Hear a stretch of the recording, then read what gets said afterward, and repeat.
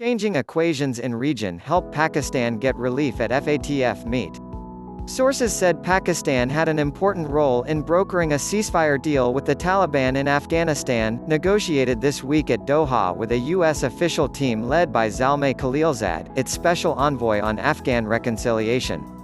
The changing geopolitical environment, including an imminent ceasefire deal with the Taliban in Afghanistan, has earned Pakistan diplomatic support from the United States and other Western countries at a meeting of the Asia-Pacific Joint Group of the Financial Action Task Force (FATF) in Beijing. At the meeting Wednesday, Pakistan defended the country's compliance report on combating terror financing networks. Diplomatic sources present at the meeting told the Indian Express, it was a bit surprising the way US, UK, France, Germany, Australia, New Zealand and even Japan, all of them favored Pakistan.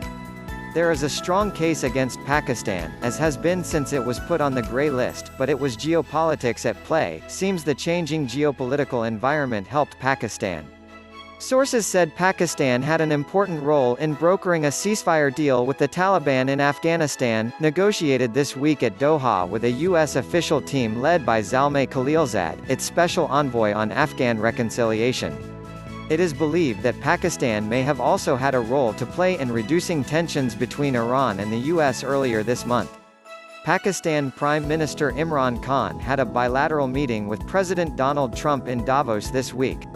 At the January 21–23 meeting in Beijing, the Pakistani delegation was led by Hamad Azhar, its economic affairs minister.